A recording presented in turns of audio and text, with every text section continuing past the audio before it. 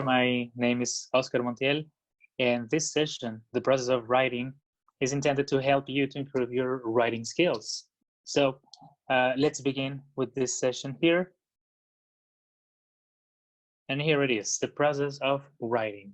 Yeah, so let's begin. I'm going to start with some definitions, and then we will explain the process to create a text, to successfully create a text. Yeah, so let's begin with the definitions here. And first of all, what is writing? Yeah, well, writing is one of the 4 language skills. The 4 language skills, they are listening, they are also reading, speaking, and writing, of course. 2 of them are productive skills. Writing is actually one of the productive skills. That means that we produce the language, that we create messages. While the other 2, listening and reading, well, they are about receiving the language, yeah, about understanding. So writing is a productive skill. Writing, well, actually, it refers to express the language, to express the message by symbols, by a physical representation, right? So that is writing. Now, writing also communicates a message. That is, we need to have something to communicate and then express that something in a physical way. There is someone to communicate that message to, so we need another person that receives the message. Well, another person or people. This person, for example, in the case that you send a WhatsApp message to your friend, to your boyfriend, to your girlfriend, that is the other person, the person that is going to receive your message, the person that you're talking to by a physical mean. If you're sending an email to your boss, well, your boss is that person. If you're writing a diary, well, maybe the person that receives the message is you, but in the future. The point is that we need another person, we need someone to communicate the message that we are writing, right? So that is regarding to writing. Now, when we write, we produce texts, and there are many text types. It is important to identify these text types, because depending on the text that we are writing, is the style, is, well, the vocabulary also, the characteristics of these texts are very unique to each type. So for example, we have email, which is a very particular text type. Maybe this is a little bit formal, or could be very formal.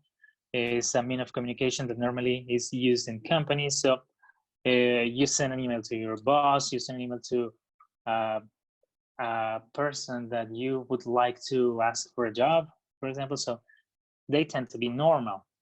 It is important to identify this because the structure, the tone of the text will depend on that.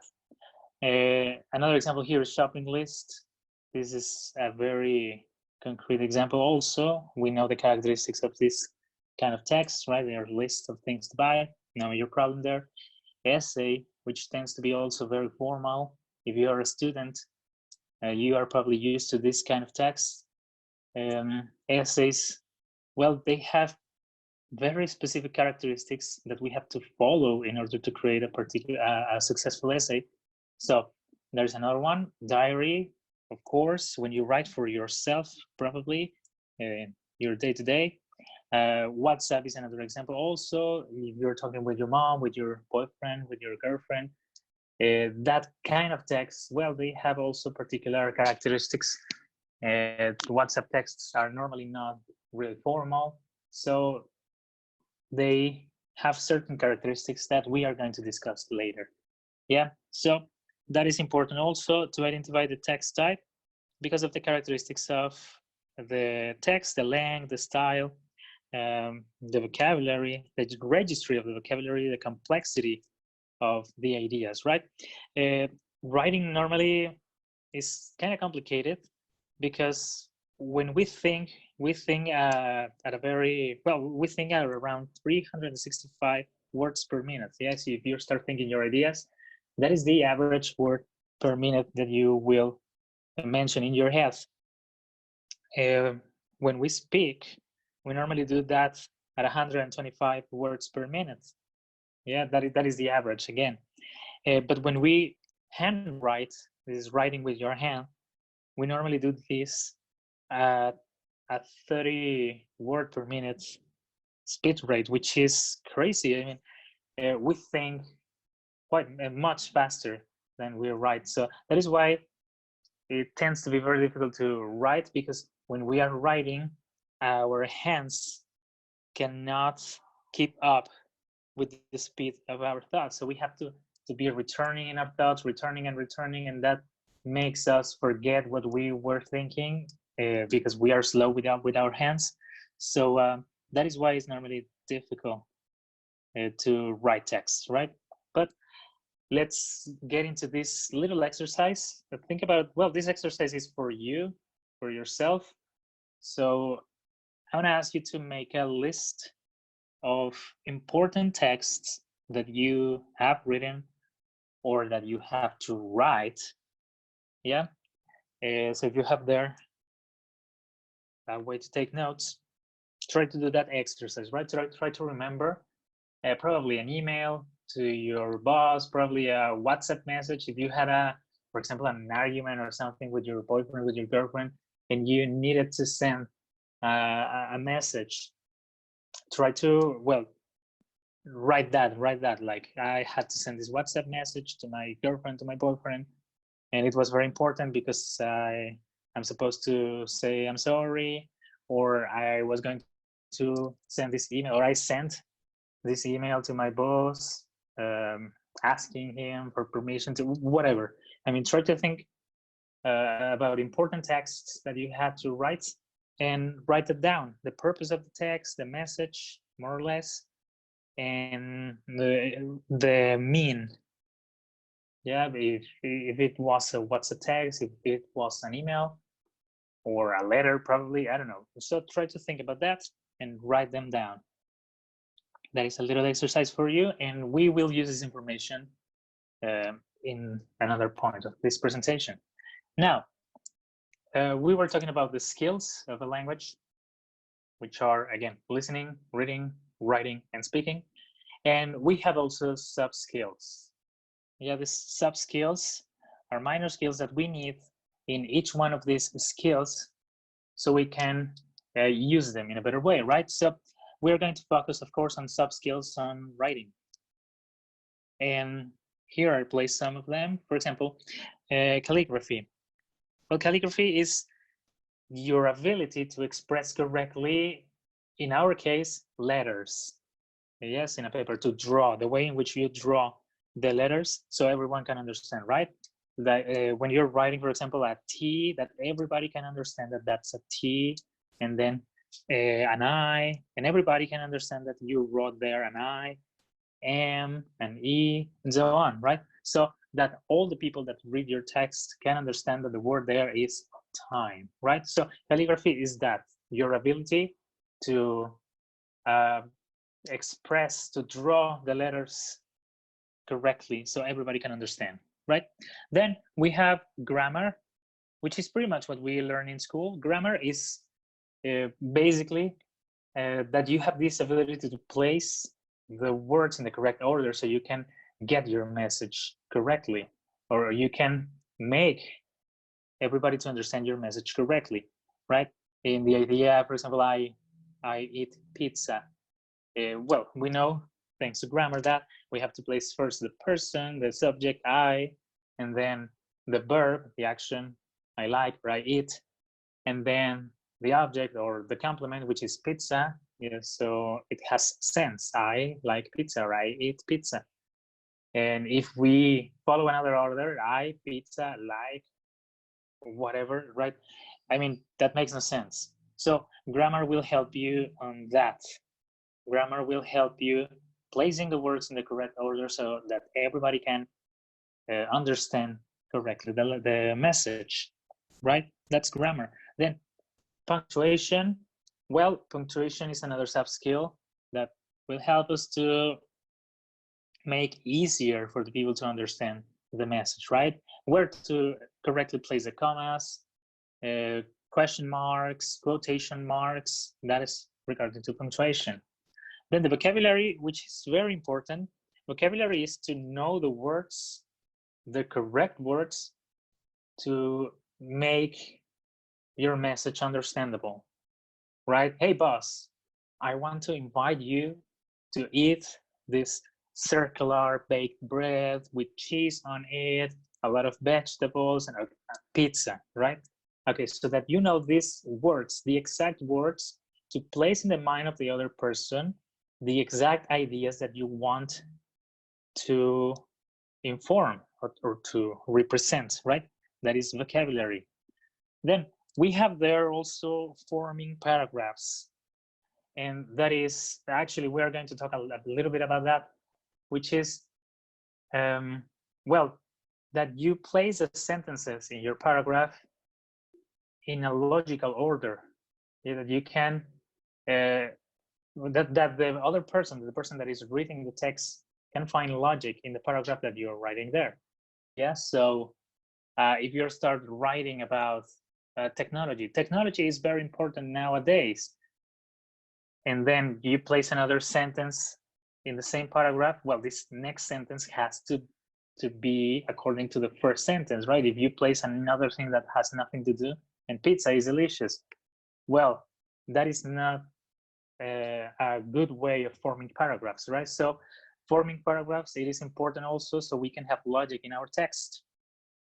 And here, finally, we have appropriate functions. Well, this is regarding to the kind of texts that we are writing, right? That if we have a text in which I am selling something or trying to sell something, well, that I use the correct way, the correct form, the correct vocabulary for that matter, right? To use the text or the form of the text in an appropriate way. Now, knowing this, let's begin with the stages of writing. These are the steps to successfully create a text in general, right? So we are going to use the list that I asked you to do in the first exercise. So let's keep that in mind, right? Let's begin with the stages of writing. And first of all, number one is developing ideas, right? We need to have a principal topic in here, right? Probably you're writing because they asked you to do it. Probably you're writing because you want to communicate something in particular. But the point is that you need to have your main idea in mind. So a good way of doing this, the developing of the ideas, is by brainstorming or by clustering, which I am going to show you in the next slide. So you have your principal idea in there. Probably you write the principal idea in one piece of paper, and then you start thinking about all the ideas that you want to communicate in that particular text, right? In my example in here, I place in the middle English as a second language. Okay, why I study English or why English, that is the principal idea. So I will start thinking in all the ideas that I want to represent, that I want to communicate in my text. Yeah, the first one that I am thinking here is money. So I place there money around English as a second language, right? That is it probably is not the principal idea. Probably it's not the first one that I am going to use, but it's the first one that I had in my mind. So I place it there, money. The order is not important in this point. Then, well, I learn English because of the entertainment, because of the movies, because of the music. So, okay, entertainment is another idea that I want to place in my text. I put it there. It's right there. And well, I like to speak with people. I like to talk. So maybe communication, right? I like to meet people. I will place communication in there. For the purposes of this text, which is going to be a very short one, that's enough, right? So I will talk about English as a second language, and I will communicate these three ideas: money, entertainment, and communication. Let's continue with number two. So number two is planning, and that is get these ideas in order. It doesn't matter how many ideas you get. We need to, in this stage, we need to place them in a logical order, and this is completely up to you and completely up to the characteristics of the text and also the reason why you are writing this text. Yeah. So if you want to sell something, if you want to convince the people also of something, well, probably the order has something to do in here. right? So you are going to get your ideas in the order that is more convenient for the purposes of your text, right? In my case, well, why English, which is now my principal idea, and then I have communication. I placed communication in the first place, entertainment in the second place, and money in the last place. I mean, money probably was the most important for me, but maybe I want to place the most important thing at the end.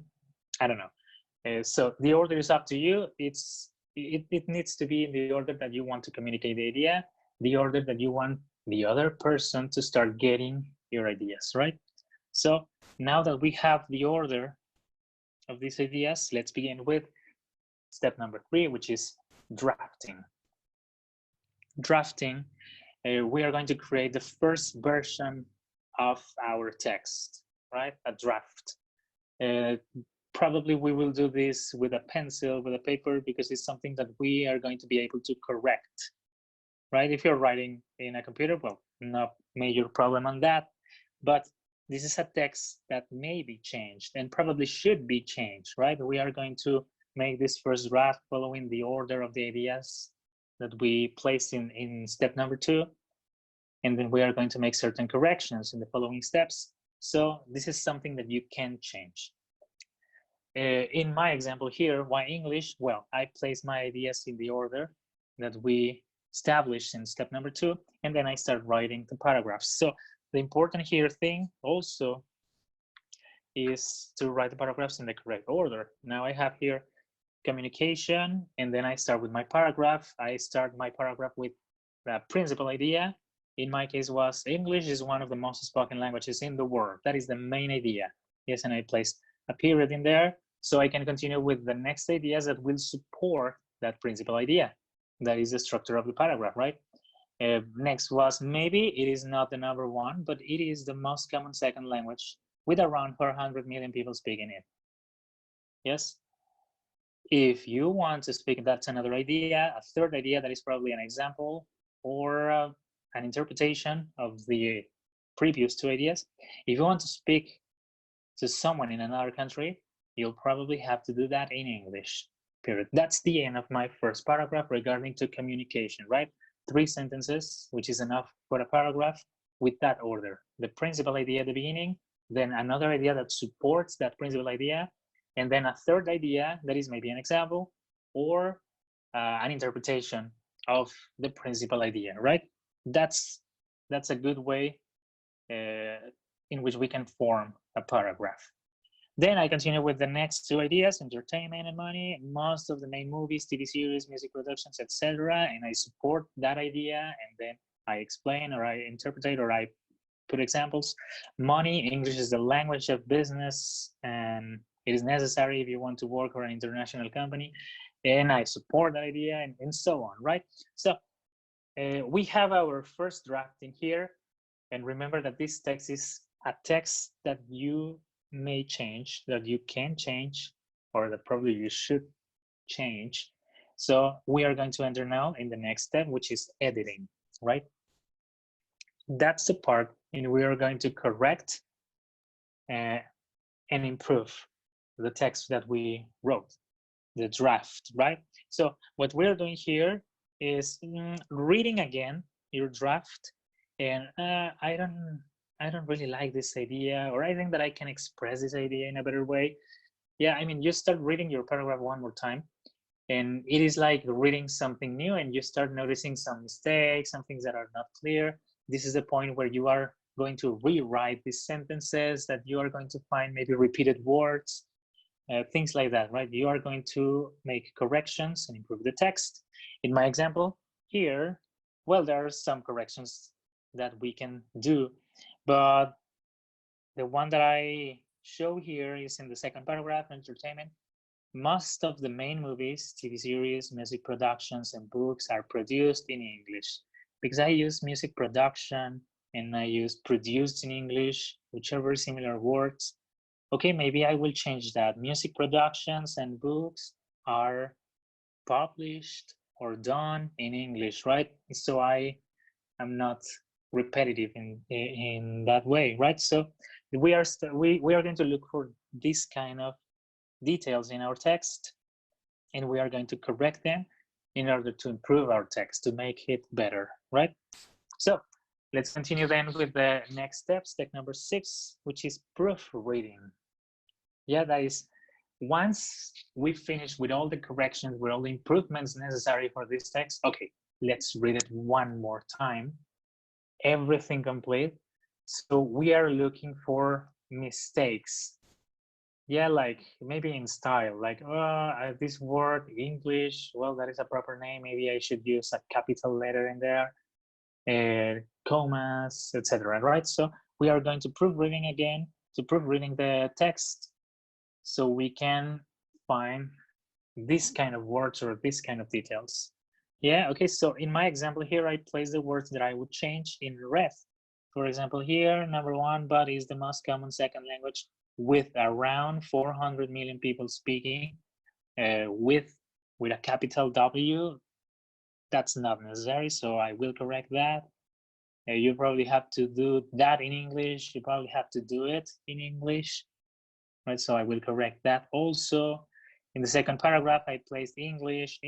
I am repeating the word there. When English is with, well, should be with capital letters. So those minor corrections. In the third paragraph, I placed some commas. Yeah, when I was proofreading this text across the word business communication, okay, maybe I should make a pause there. I will place a comma. So those kind of details is what we are going to do in this step, right? So we can get into the next step, that is redrafting. This is the final version. If your first draft was done, for example, in a piece of paper with a pencil, now that you have all your marks, all your corrections, you can rewrite now in a final version.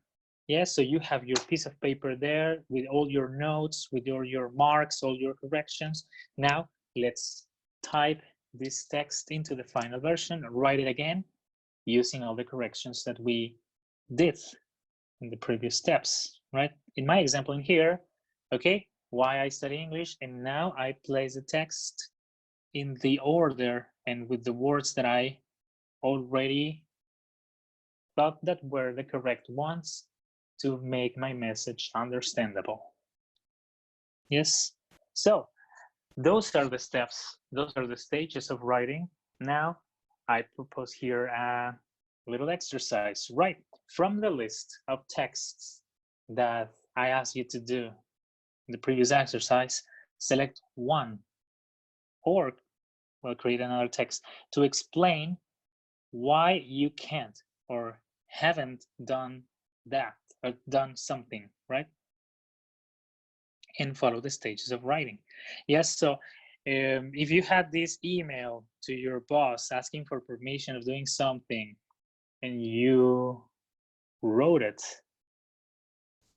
or you haven't written that text, or you are going to write the text, or you have to write that email, and you haven't done that, explain in another text your reasons why you haven't done that, or you cannot do that, right? So we can use all the stages, all the steps that we just learned in this session, right?